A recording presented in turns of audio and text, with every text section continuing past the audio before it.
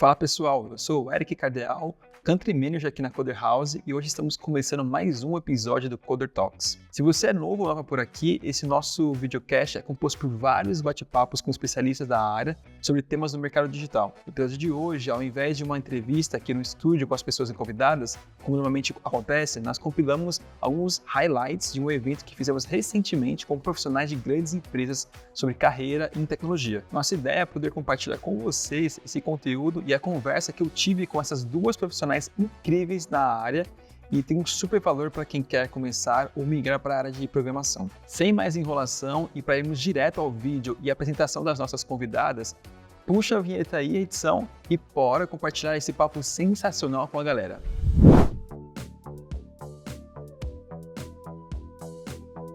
Bom, como a Eric já me apresentou, né? Atualmente eu estou trabalhando como engenheira de software no Itaú, mas para chegar até aqui teve uma trajetóriazinha que demorou um tempinho, né? Bom, eu sou formada em engenharia da computação e fiz um mestrado em informática. E aí no início eu entrei como dev júnior, comecei a aprender programação, comecei pelo front, depois fui pegando um pouquinho ali do back-end também, e atualmente eu estou trabalhando mais com front, trabalhando com Angular no Itaú, e aí lá eu estou trabalhando na comunidade de consignado. Então a gente trabalha ali no sistema de empréstimo consignado que o banco disponibiliza para os clientes. Steph, e você? Me fala um pouco da sua história. Bom, vamos lá. A história é complexa, teve vários plot twists aí no meio, mas eu sou formada em engenharia de telecomunicações. Hoje eu sou desenvolvedora back-end, trabalho na Globo, né, como o Eric comentou. Trabalho na parte de vídeos ao vivo do Globoplay, então quando vocês estiverem assistindo alguma coisa ao vivo lá, tem muito back-end, não tem só front quando a gente pensa em coisas visuais, né? E comecei aí a minha trajetória como desenvolvedora em 2018, quando entrei como estagiária de desenvolvimento back-end lá na Globo, né? E aí, como é que foi essa transição aí, digamos assim, que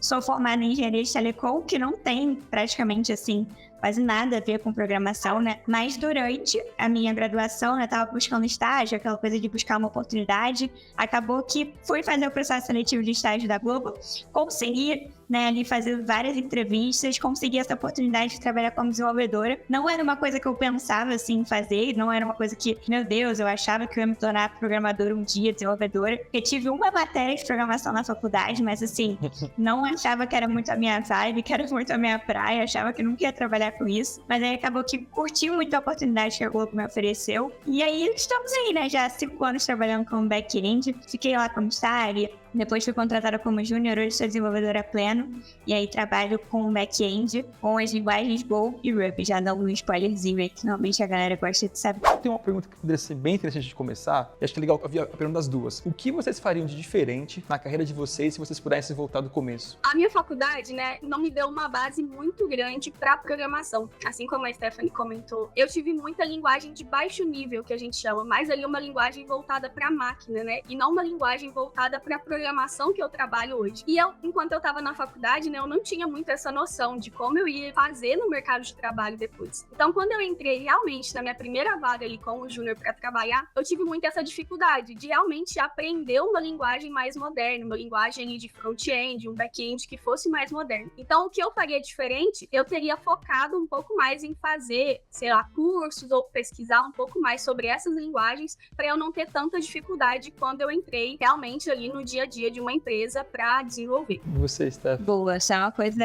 comum, né? Então, eu não mudaria assim, a faculdade que eu fiz, apesar de não ser focada em programação. Acho que tem coisas que eu também acabo utilizando no meu dia a dia, mas pensando no meu início, né? Aprendendo a programar ali, no meu primeiro contato com programação, uma coisa que é bem comum da gente fazer no início, que às vezes a gente faz porque a gente acha que a gente tá arrasando, mas muitas vezes acaba atrapalhando a gente, é a gente querer estudar 1 milhão de coisas ao mesmo tempo. A gente olha o requisito de uma vaga, olha, né, os requisitos assim, técnicos para uma vaga, sei lá, de dev júnior, vê que tem muita coisa e muitas vezes a gente quer abraçar o mundo achando que, pô, eu vou estudar 5 coisas ao mesmo tempo, vai dar super certo, vou ficar expert nessas 5. E, na verdade, o que acontece é o contrário, né? A gente acaba não aprendendo nenhuma delas bem, né? No final das contas, a gente consegue aprofundar em nada. Então, lá no meu início, eu cometi muito esse erro de querer estudar várias coisas ao mesmo tempo, temas que não faziam sentido para uma pessoa que é iniciante, muitas vezes. Então, eu acho que lá, se eu voltasse para a Steph de 2018, 2018, eu focaria bastante em aprender bem uma linguagem, sabe? Então, se você já sabe aí, já escolheu uma linguagem de programação, uma área para você focar, tira um tempo, assim, bom para você focar nisso, aprender bem uma linguagem,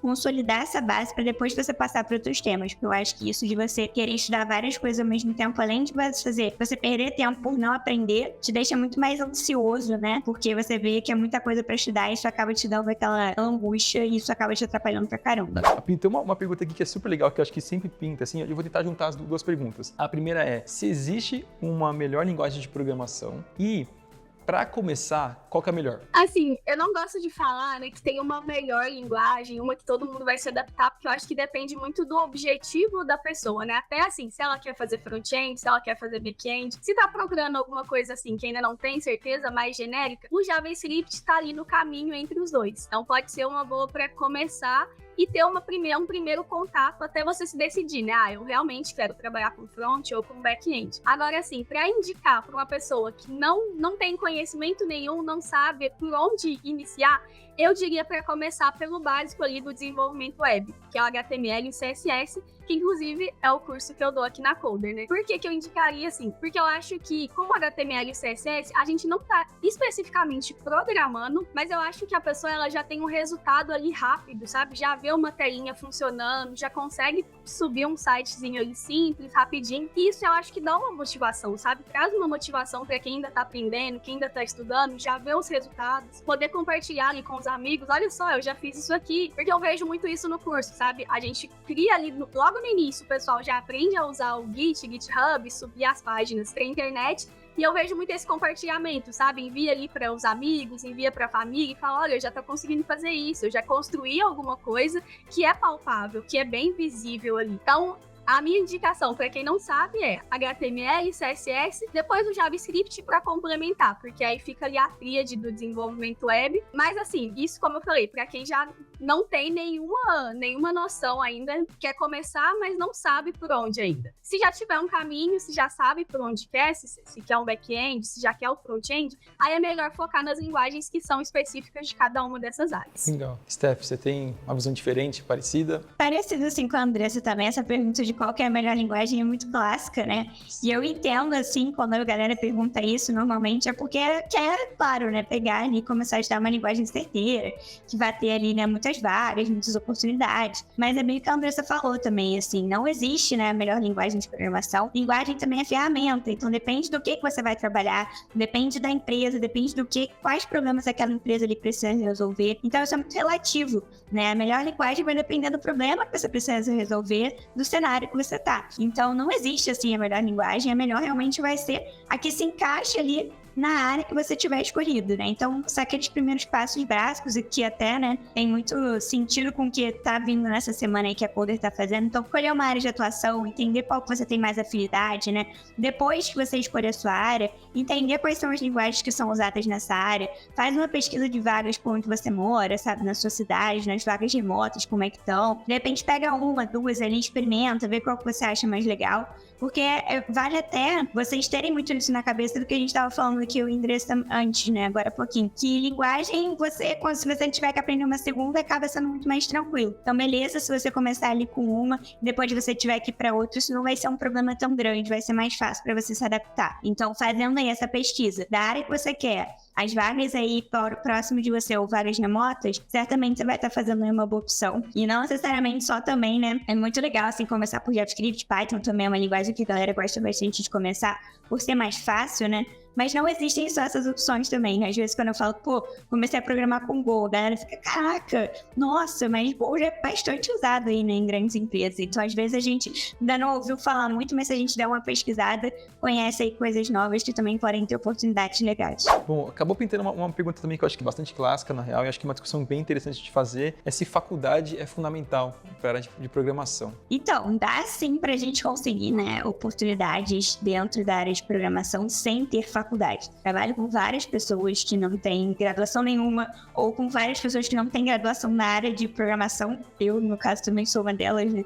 Então, assim, dá pra você conseguir oportunidades, tá? Mas se você puder, se você tiver como, é legal você também fazer uma faculdade. Eu também não sou muito aquela coisa de tipo, não não faça faculdade, não tem necessidade nenhuma. A faculdade foi muito boa pra mim. Seria injusto da minha parte falar que, poxa, não agrega, sabe? Você conhece gente, de repente, você tá ali saindo muito imaturo às vezes da escola, né? Então, você também tem um processo ali de amadurecimento. Então, assim, tem sentido você fazer faculdade também, mas tem muita oportunidade que dá pra você conseguir, sim, sem você fazer faculdade, né? E aí, claro, se você optar por isso, você precisa buscar uma vaga de júnior, né? Essa é uma dúvida comum também que a galera tem. Estágio não dá pra você conseguir fazer sem faculdade, é lei isso. Então, você precisa estar matriculado numa faculdade. Então, nesse caso, você precisa ali focar nos requisitos técnicos básicos para uma vaga de dev júnior, focar em estudar aquilo ali com cursos, enfim, da forma como você, né, achar melhor, que dá também pra você conseguir. Eu concordo muito com isso também, sabe? Como eu comentei, né? Eu falo que eu saí da faculdade sem saber programar ali as linguagens mais recentes, né? Mas eu tinha uma base muito boa ali de lógica, de programação em si, sabe? Essa base faz toda a diferença também pra gente ir pra uma outra linguagem mais moderna depois, que foi no meu caso. Então eu já sabia ali alguns comandos básicos que vão se repetir em várias linguagens. Então eu já conseguia me encaminhar melhor ali dentro do mercado de trabalho. E assim, mas apesar da faculdade, né, ter todos esses pontos, eu acho que como hoje a gente tem muita gente, né, tem muita opção de aprendizado, é muito importante também a gente focar ali fora da faculdade, né? Porque, como eu falei, a faculdade vai te dar uma base, mas nem sempre ela vai te preparar para o mercado. Porque eu vejo muito isso hoje, até mesmo quando eu fiz o mestrado, eu vejo que tem uma disparidade aí ainda, sabe? Entre a academia e o mercado de trabalho. Não dá parece que não tem uma conversa, assim, muito próxima junto dessas duas áreas, sabe? Então, eu acho que é bom você ter aí a experiência acadêmica de uma faculdade, ter essa graduação, pegar uma base aí muito boa, porque você vai ter uma base de computação no geral, né? Não só programação também, se preparar para entrevistas, para desafios técnicos, que é uma coisa que você vai aprender mais ali na prática, fazendo alguns projetos, se preparando mesmo para esse momento. Acho que é legal falar um pouco sobre hard skills e soft skills para programação. Foi uma pergunta aqui que eu vou tentar desvendar um pouco. Falar 5 hard skills fundamentais para programação e 5 soft skills fundamentais para programação. Vamos começar com hard skills. Qual que vocês acham que seriam boas hard skills para programação, para quem está começando? Acho que depende, assim, acaba dependendo da área, né? Eu posso falar um pouquinho aqui sobre back-end. Saber uma linguagem de programação bem, né? Então, volto naquele ponto que eu falei no início, né? De que é importante você focar em uma linguagem, consolidar o seu conhecimento em uma linguagem. Não adianta você querer saber um pouquinho, fazer um Hello World em 10 linguagens diferentes. Isso não vai fazer você resolver problemas, né? Então, é importante você saber bem uma linguagem de programação. Banco de dados, né? Super importante para quem tá aí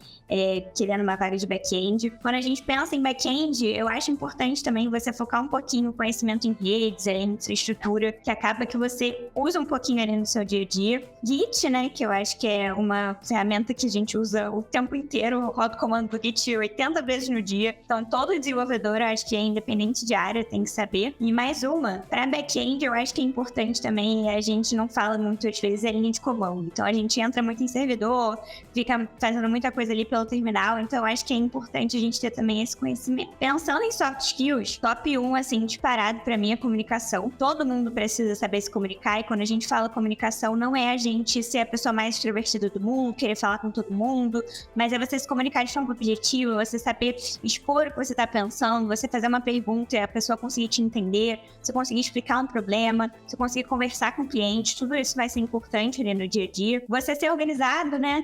Você conseguir ser uma pessoa que seja adaptável ali àquele ambiente, que a gente tá o tempo inteiro resolvendo um monte de problemas, as coisas mudam o tempo inteiro, então isso vai ser muito importante. Saber trabalhar em equipe, né? Porque nenhum trabalha sozinho, a gente tá sempre trabalhando em times. Acho que eu também nem vou conseguir trazer 5 aqui, né? Até porque a Steph já comentou muita coisa aí do que eu ia trazer, mas assim, tentando pensar um pouquinho em front-end, né? Já que ela trouxe um pouco de back, vou comentar o outro lado. Eu acho que é muito legal a gente ter ali algumas noções de design também, de web design, sabe? Pro front. Como é que você vai construir as coisas?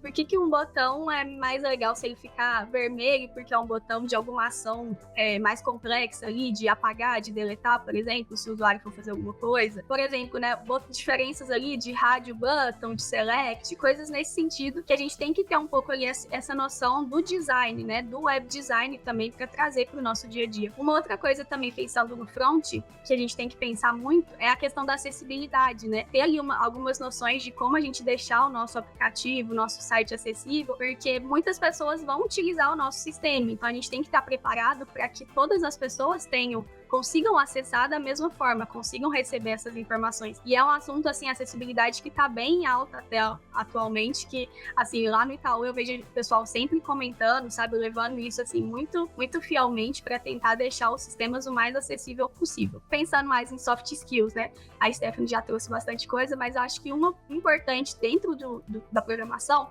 é o aprendizado contínuo, porque a gente está se atualizando ali o tempo todo, tem uma tecnologia nova, tem uma linguagem nova, teve uma atualização e a gente precisa estar por dentro do que está acontecendo. Então, acho que isso é uma coisa muito importante para a gente já pensar. Além do raciocínio lógico, né, ter um bom raciocínio lógico também ajuda. E eu acho que muito foco ali, concentração, porque vai ter muitos momentos que vai estar você e o código ali e você fica maluco tentando achar o problema, parece que não tem problema, na sua máquina funciona, na máquina do usuário não funciona, e a gente tem que manter ali uma concentração ali um foco bem determinado para conseguir encontrar os problemas do nosso dia a dia que às vezes acontecem. A gente tem que ser muito plural com tecnologia, né? Você tem que ter muitas habilidades para ser um profissional completo, né? Assim, tipo, tem uma questão técnica que você tem que desenvolver, mas também tem uma questão humana, assim. Como pessoa, você tem que ser uma pessoa desenvolvida, tem que ser uma pessoa madura, né? Assim, cara, de ter resiliência. São coisas que você desenvolve, às vezes, cara, não é trabalhando, né? É com contato com outras pessoas que você desenvolve esse tipo de coisa, sabe? De empatia e tudo mais. Eu acho bem legal, que pra mim, às vezes, quando eu olho pra tecnologia, é uma busca de se encontrar de alguma forma no meio do caminho, sabe? Eu acho super, super legal essa questão quando eu converso com pessoas mais sênior como vocês, assim, acho que, enfim, fica muito evidente. A pergunta que pintou aqui, que teve um pouco a ver com o que a Andressa puxou, se vocês têm alguma dica pra treinar raciocínio lógico. Eu gosto muito daqueles probleminhas, sabe? Que fazem a gente pensar,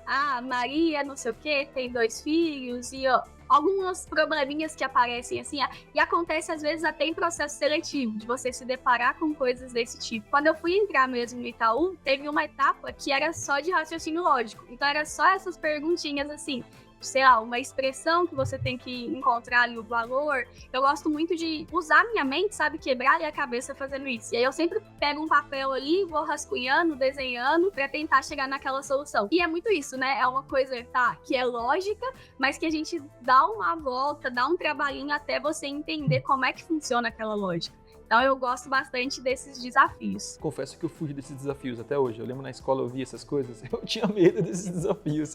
Mas tá tudo bem, eu fiz comunicação, não tem nada a ver, tá ótimo. Eu gosto muito também, usava pra caramba lá quando eu tava começando a aprender. Aquele site de exercício mesmo, né, pra praticar. Então tem vários aí pela internet. Code Wars, Exercise, LeetCode, GitCrowd, tem um monte. Tem muitos mesmo pesquisando aí. Tem muito post lá no meu Instagram também falando sobre isso. Então isso é muito bom, assim. A programação é prática, então a gente precisa praticar, né? Conforme quanto mais a gente vai fazendo, melhor a gente vai ficando, as coisas começam a se repetir. Então a melhor coisa pra você melhorar a prática é praticar. Não tem jeito. No início a gente dá aquelas emperradas ali, aquelas empacadas, começa a fazer, não sabe nem como começar.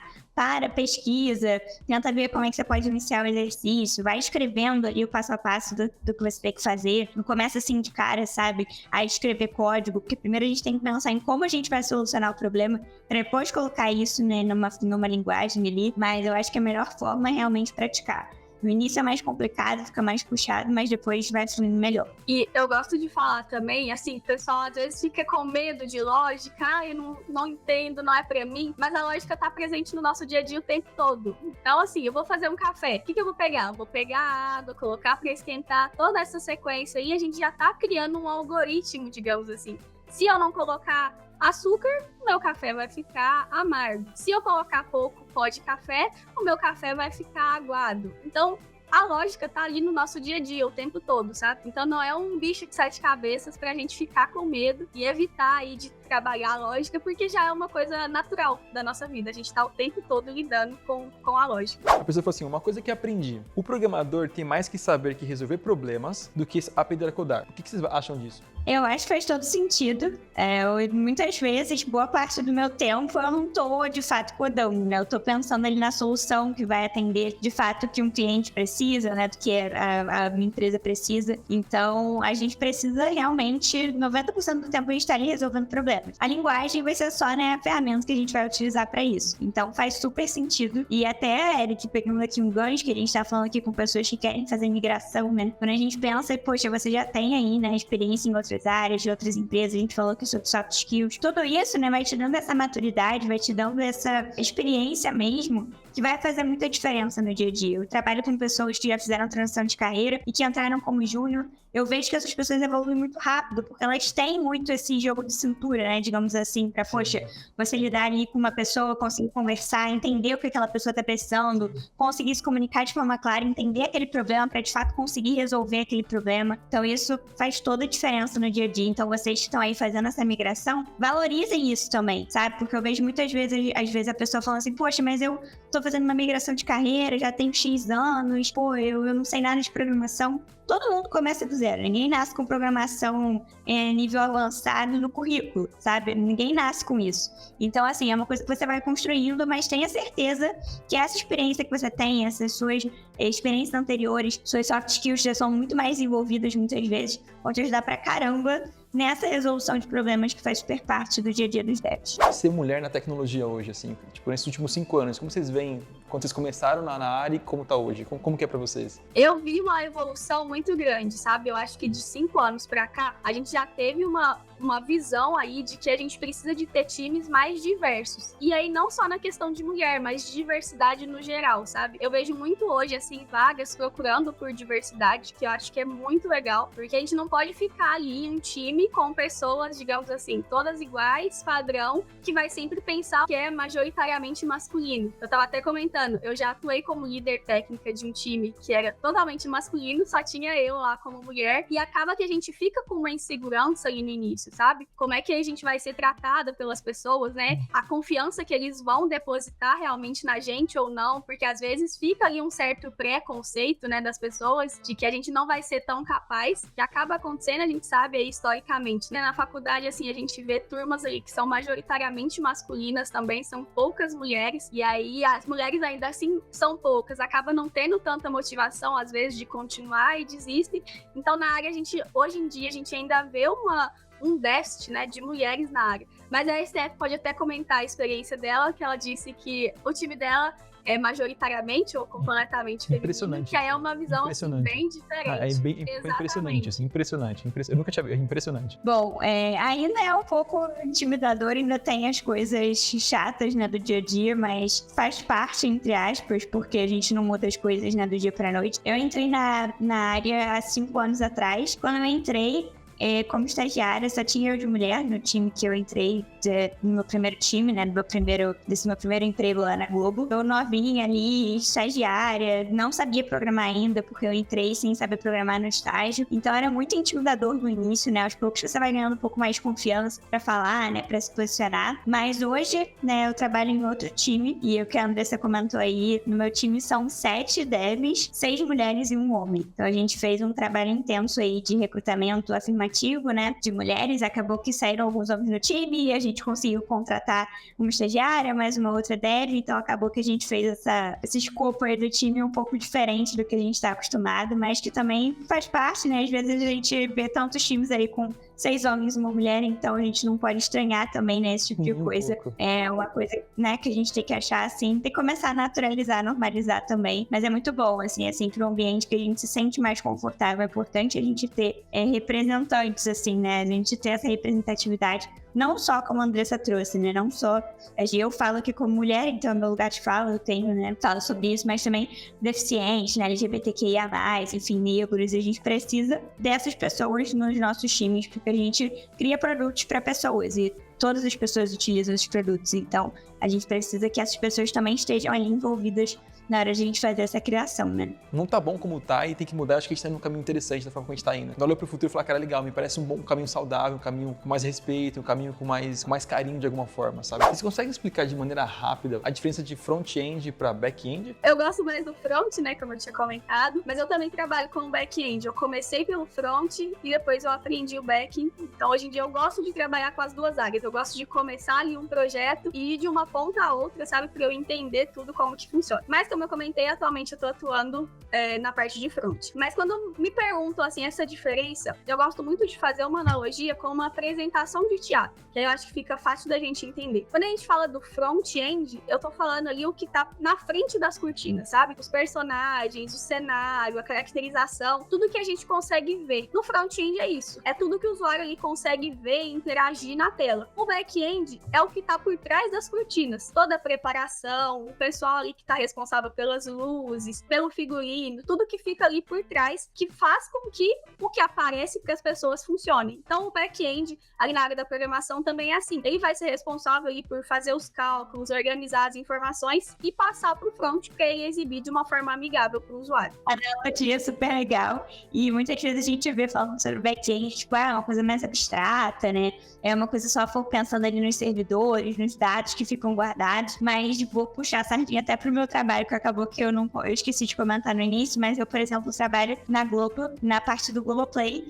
que cuida dos vídeos ao vivo da plataforma. Então, todos os vídeos ao vivo, toda a infraestrutura necessária, né, de servidores, de CDN, enfim, de entrega de vídeo, entrega de mídia, né, quando a gente pensa em vídeo, e aí CDNs podem ser para outras coisas também, não só para vídeo, mas qualquer dado que a gente queira transmitir, a gente está pensando ali no back-end, sabe? Então, todas as regras de negócio, por quem pode assistir o quê, pensando no Globoplay, por exemplo. Então, tem gente que assiste um vídeo ali no Globoplay sem estar logado. Então, esse é um tipo de usuário, esse é um tipo de conteúdo que a gente pode mostrar ali para ele. Back-end que toma conta disso. Tem a pessoa que, beleza, ela tá logada, mas ela não paga nada pro Globoplay. Tem já a pessoa que tem um plano X do Globoplay. Então, ela é um logado pago. Tem o logado pago de outros X canais. Então, o back-end ele vai sempre tomar conta também de todas essas regras de negócio e gerenciar tudo isso. Fazer toda essa lógica por trás. E, claro, sempre relacionado ali, né, com servidores, enfim. Mas também tem parte legal e tem parte um pouquinho visual também em back-end. No meu caso, eu trabalho com vídeos, né? Então, só puxando sardinha aqui pro meu lado também. Vocês conseguiram me contar quais são as principais linguagens de programação para cada área, assim, tipo front-end e back-end? São linguagens diferentes ou são linguagens que convergem de alguma forma? Vou deixar o front para a Andressa, então, que ela vai manjar mais do que eu. Mas pensando em back-end, assim, tem várias linguagens, né, que a gente pode utilizar. Acho que a galera mais fala é o quê? Python, Java, né? Mas tem outras opções também. Eu, por exemplo, trabalho com Go e com Ruby. São linguagens que eu trabalho, assim... Go eu trabalho desde que eu comecei, né, como dev mesmo. Ruby tem uns 3 anos que eu trabalho. Mas dá para você trabalhar, por exemplo, Lua também é uma linguagem que a gente usa no back-end, que muitas vezes as pessoas não conhecem. Tem C Sharp, né, que a Andressa também já trabalhou. Então, assim, tem várias opções aí. Dá para usar JavaScript também, que a Andressa vai comentar aí no front. Então, tem muitas opções.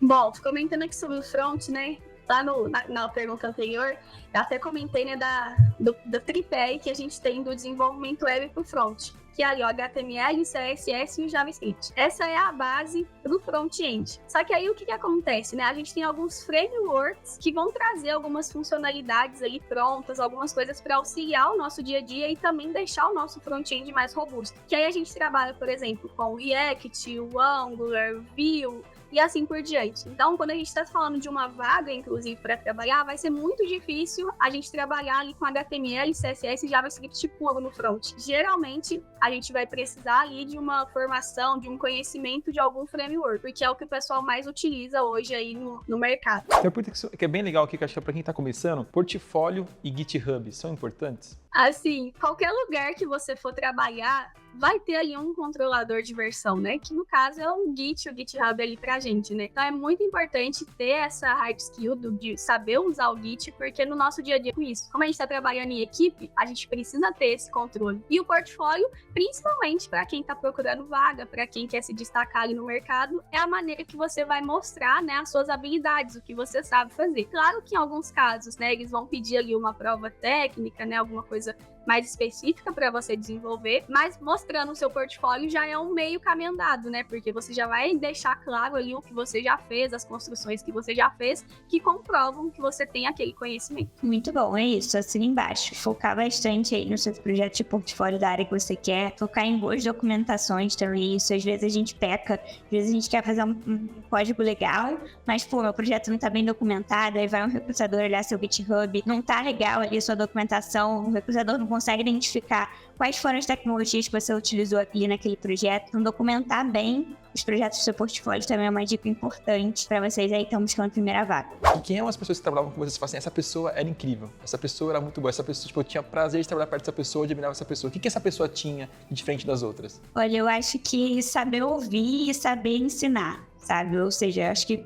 muito relacionado à comunicação, né? Como eu falei, pra mim é soft skill mais importante. Porque você entra num time, você precisa ensinar as outras pessoas. Tem que ter alguém ali pra te ensinar, né? Ou então entra uma pessoa nova ali, você precisa ensinar também essa pessoa. E é muito sentido muito movimentado. Então sempre tem gente nova chegando, você tá indo pra novos lugares, você tá ali com o cliente, você precisa, né, comunicar as coisas, precisa entender o que ele tá querendo resolver, né? Qual o problema que você precisa resolver. Então, assim, você trabalhar com pessoas que sabem trabalhar em equipe, sabem se comunicar bem, faz toda a diferença, porque muitas vezes acontece muito da gente começar alguma coisa, a comunicação ter sido torta, e aí no meio do caminho a gente tem que mudar o que a gente estava fazendo porque a gente não conseguiu se entender bem, sabe? E aí isso tudo é tempo perdido, é tempo nesse caso é dinheiro, então, né, a empresa está ali perdendo dinheiro, ninguém quer perder dinheiro, então, assim, isso é muito importante, por isso que bato mais uma vez aqui na tecla do corpo dos soft skills são extremamente importantes no dia a dia do dev. O dev não vive só de código. Fala-se muito que programador ganha muito bem, verdade ou mentira? A gente tem um salário que é bastante atrativo, então ali desde o início, sei lá, se você for pensar em um salário para um júnior, quando eu comecei, era um salário que me atraía bastante, então eu saí ali de um estágio que eu ganhava o primeiro salário, era muito atrativo. E aí a gente tem muitas possibilidades depois disso também, depois da sua primeira vaga. Então você vai se especializando, você vai conseguindo aumentar ali sua senioridade, você vai aprendendo mais e com isso o seu salário também vai aumentando, né? E uma coisa que a gente há um tempo atrás estava um pouco mais forte, mas eu acho que isso ainda vai aumentar bastante, é a escassez de profissionais que estejam qualificados para atuar. Então a tecnologia está aumentando, tudo hoje em dia a gente tem um aplicativo, a gente tem um sistema, tem um site e às vezes os profissionais ali que a faculdade, né, que os cursos eles estão levando, estão formando, não é o suficiente para atender essa demanda que o mercado precisa. Então, com a escassez, vem aí um salário melhor também, mais atrativo para chamar as pessoas. Então, eu acho que para quem está pensando nisso, né, isso for a questão do salário for um ponto importante, vale ressaltar que sim, na área da programação a gente tem sim salários que são bem atrativos. Meninas, vamos encerrando aqui. Vocês querem deixar um recadinho para a galera de motivação para eles continuarem essa jornada de migração tech? Bom, primeiro eu queria agradecer a Coder, né, pelo convite, todo mundo que tá aqui assistindo também. Assim, a minha mensagem final é mais não desistam, né, vale muito a pena. Pode ser que no início aí a gente tenha um pouco mais de dificuldade até pegar o ritmo, mas é uma área bem promissora que vale a pena você se dedicar. E eu espero que esse bate-papo aqui tenha motivado vocês a continuar aí nessa migração, a aprender cada vez mais sobre a área, porque é bem bacana. Gente, obrigada aí pela presença de todo mundo, pelo tempo de todo mundo aí. Enfim, aqui nesse papo, valeu Coder também pelo papo, foi super legal aqui com o Eric e com a Andressa. Mensagem aí pra vocês que estão querendo fazer essa migração, estão querendo entrar na área de programação. Lembrem sempre que programação é prática, é um processo, não vai ser do dia pra noite que a gente vai aprender a programar, então muitas vezes a gente fica ali e acha que já tá um tempo estudando, ainda tem muita coisa pela frente. Talvez ainda tenha mesmo, mas é assim, funciona comigo, eu também fico às vezes na cabeça pensando, caraca, tem muita coisa ainda porque eu preciso. Então faz parte dessa nossa profissão, esse nosso aprendizado constante. O tempo inteiro a gente tá tendo que aprender coisas novas, mas sempre pratique, principalmente vocês que estão aí começando, que programação é totalmente prática e isso vai dar uma base muito boa pra vocês, vai ajudar vocês aí ao longo da carreira toda. E quando precisarem de alguma coisa, quiserem tirar alguma dúvida, podem me procurar também lá no meu perfil no Instagram, @dev_Steph, e enfim, se quiserem tirar dúvidas, podem mandar lá por DM, que eu tô sempre tentando responder o pessoal por lá. E boa sorte aí na trajetória de vocês. E aí, curtiu esse formato de episódio? De ter a oportunidade de acompanhar de perto o papo com essas duas referências de programação? Pra gente é sempre um prazer compartilhar essas informações e vídeos tão ricos assim com vocês, e o que eu te peço agora é que você compartilhe para algum amigo, alguma amiga que você sabe que está querendo migrar para programação ou para tecnologia, para dar uma olhada no vídeo e conseguir se decidir e dar o próximo passo na carreira. E não se esqueça de acompanhar nossos próximos conteúdos, a gente está fazendo várias coisas, está acontecendo bastante coisa aqui na Coder, e a gente se vê na próxima. Tchau!